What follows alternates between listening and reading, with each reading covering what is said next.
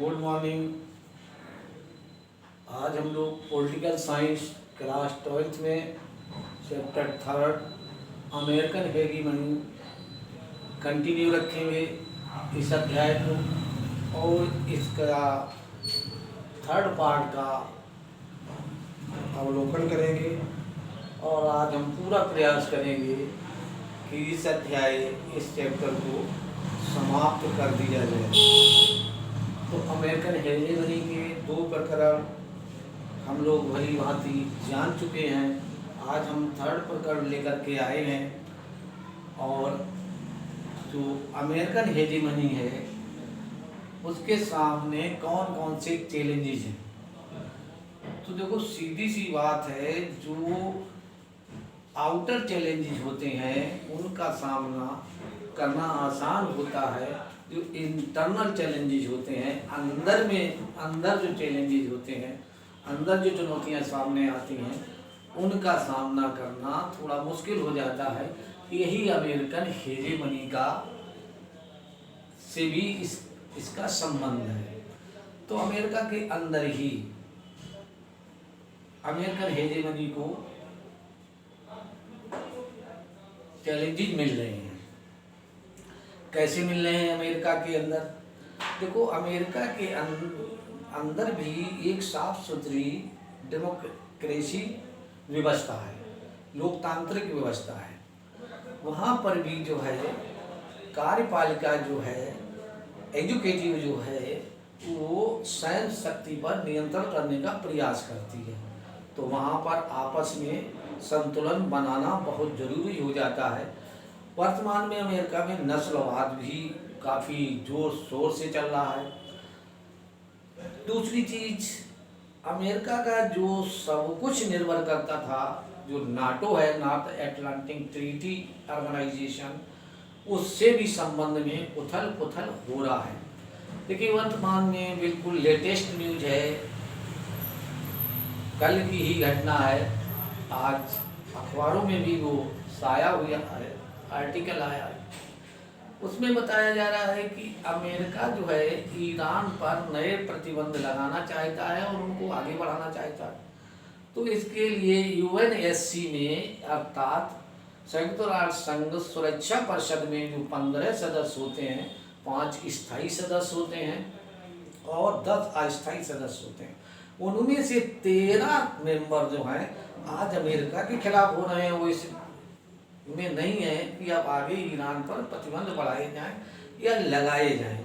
तो अमेरिका की चिंता ये नहीं है। अमेरिका को हैरानी की बात ये है कि फ्रांस, ब्रिटेन और इंग्लैंड भी अमेरिका के खिलाफ जा रहे हैं इस मुद्दे के ऊपर, इस मैटर के ऊपर। तो ये तमाम चैलेंजेस जो हैं ये भी अंदर की बात होगी, क्योंकि वो नाटो के सदस्य हैं, अमेरिका ही जिनका मुखिया है। तो वो अमेरिकन हेगेमनी को एक तरीके से चैलेंजेस मिल रहे हैं। तो इस चैलेंजेस को दूर करने के लिए या इन चुनौतियों से बचने के लिए अमेरिका भरसक प्रयास कर रहा है। और वर्तमान में जो है करंट में क्या हो रहा है, अमेरिका में प्रेसिडेंट के चुनाव निकट भविष्य में हो रहे हैं। अमेरिकन चुनाव पर कभी हम विस्तार से चर्चा करेंगे, लेकिन थोड़ा संदर्भ आ गया तो थोड़ा बताना यहाँ जरूरी हो गया है। देखिए, अमेरिका में चुनाव जो है लीव ईयर में होता है, और लीव ईयर का मतलब ये है हर चौथी वर्ष अमेरिका में प्रेसिडेंट के चुनाव होते हैं। और अमेरिका में 2 दलीय शासन व्यवस्था है, एक तो रिपब्लिक पार्टी है, दूसरी डेमोक्रेटिक पार्टी है। तो आप जानते हैं रिपब्लिक पार्टी से वर्तमान जो प्रेसिडेंट है अमेरिका के, डोनाल्ड ट्रंप, उनका सामना जो है वो डेमोक्रेटिक कैंडिडेट जो बिडेन से है, और कमला हैरिस नाम की एक भारतीय मूल की महिला अमेरिका के दूसरे सर्वोच्च पद के लिए उम्मीदवार बनाई गई हैं। कमला हैरिस को बनाया गया है। तो ये स्थिति चल रही है। और तीसरी बात, जो बाहरी चुनौती वर्तमान में अमेरिका को मिल रही है, अमेरिकन हेगेमनी को जो चैलेंज सामने आ रहा है, वो सबसे बड़ा चैलेंज जो है वो चीन उनके सामने प्रस्तुत कर रहा है। और आप जान रहे हैं कि चीन और रूस दोनों ही जो ईरान का मैटर है उसके पक्ष में आ रहे हैं। और तो ये अमेरिकन हेजेमनी को चैलेंजेस या चुनौतियां मिल रही हैं, और ये दूसरे शब्दों में कहा जाए तो downfall of the American hegemony, American hegemony को काफ़ी चुनौतियां मिल रही हैं और उसकी पोजीशन भी संसार में थोड़ी डाउन होती चली जा रही है। अब अगर हम बात करें जो इसका हमारे इस अध्याय का अंतिम प्रकरण है वो इंडिया और यूएस की रिलेशनशिप के हैं। तो देखो शीत युद्ध के दौर में, शीत युद्ध का दौर हमने आपको बताया था, शीत युद्ध का दौर 1945 एडी से आपका 1990 ईस्वी तक का है। ये वो एरा है या वो टाइम ड्यूरेशन है या वो समय है जब भारत जो था, या तो तटस्थ मान लीजिए, और तटस्थ तो कोई हो ही नहीं सकता है संसार में, भारत अमेरिका के लगभग ही विरुद्ध रहा है। भारत की पॉलिसी जो थी, विदेश नीतियां जो थी, वो अमेरिका से एग्री नहीं करती थी। और इस दौरान अधिकांश मोस्टली 70 के तो दशक में ऐसा कहा जाता था कि भारत जो है वो साम्यवादी या पूंजी वो समाजवादी दल का जो नेता था, रूस, जिसका भी गठन हो गया 1991 में गणराज्योत्सव के समय में, तो वहाँ ऐसा लग रहा था कि 70 के दशक में भारत जो है वो रूस का साथी है, लेकिन ऐसा नहीं था। और वर्तमान में पॉलिसियाँ जो हैं वो थोड़ी चेंज हो रही हैं, इंडिया की विदेश नीति चेंज हुई है और अमेरिका की तरफ थोड़ा झुकाव हो रहा है। भारतीय विदेश नीति का पहले ऐसा नहीं था। अब उसके रिजल्ट जो भी आए हैं वो आलोचक समालोचना करेंगे, तब हमारे सामने वो चीज़ें उपस्थित होंगी या क्लियर होंगी, जिनका हम अवलोकन समय समय पर करते रहेंगे राजनीति विज्ञान के विद्यार्थी होने के नाते।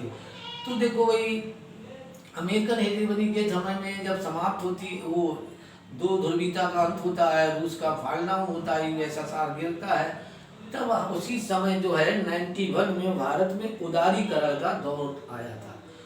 लिबरलाइजेशन हुआ था, ट्रेड का लिबरलाइजेशन हुआ था 91 में।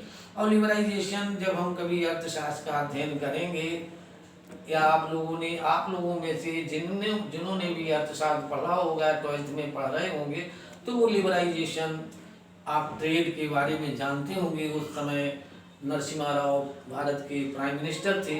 अब लेकिन लिबरलाइजेशन, यहाँ उदारीकरण नाम आ गया, तो उदारीकरण के बारे में 1-2 लाइन जानना हमारे लिए अति आवश्यक है। तो देखो भाई, उदारीकरण क्या होता है? जब मल्टीनेशनल कंपनी एमएनएस चीज़ यहाँ एक देश से दूसरे देश में जाती हैं, तो उनके साथ थोड़ी नरमी बरती जाती है। उन्हें लैंड है, उन्हें लेबर है, और बहुत सारी जो फैसिलिटीज़ हैं वो सस्ते दामों में या फैसिलिटीज़ बढ़िया उनको सुविधा उपलब्ध की जाती है, और शुल्क वगैरह कम कर दिए जाते हैं। उनके साथ नरमी बरती जाती है लेन देन में, आदान प्रदान में। तो वो चीज़ जो है उदारीकरण कहलाती है। उससे बहुत सारे लाभ दोनों ट्रेड करने वाली कंट्रियों के बीच जो है हो जाता। और सब जो है, देखो ऐसा है, ये तो इतिहास बिल्कुल सत्य है, हिस्ट्री की बात है, सार्वभौमिक सत्य है, यूनिवर्सल ट्रुथ है कि जब से संपत्ति की उत्पत्ति हुई है, संघर्ष तब से ही शुरू हुआ है। देखिए, प्रारंभिक अवस्था में मनुष्य जो था बिल्कुल निष्कपट था, निस्वार्थ था। और जब संपत्ति का निर्माण हुआ, जैसे एक पॉलिटिशियन है या राजनैतिक शास्त्र का दार्शनिक है, उसने कहा था कि सारे मार्ग संपत्ति की ओर जाते हैं। और जब जिस दिन संपत्ति की सृजन हो गया, उसी दिन से विश्व में संघर्ष की स्थिति शुरू हो गई। और एक विद्वान यहाँ तक कहता है कि व्यक्ति जो है अपने पिता की मौत या हत्या किसी ने भी की हो तो थोड़े दिनों के बाद भूल जाता है। अगर किसी व्यक्ति की संपत्ति का कोई नुकसान किया गया है तो सदियों तक, आने वाली पीढ़ी तक भी उसकी वो संपत्ति का जो हरण होता है उसको नहीं भूल पाती हैं। देखो भाई, अब एक हमें और चीज़ याद आ गई, तुलसी जग में दो बड़े, एक पैसा एक राम, राम नाम से मुक्ति है, पैसा से सब काम। तो ये चीज़ बहुत ज़रूरी हो जाती है और इसी की होड़ मची हुई है संसार में।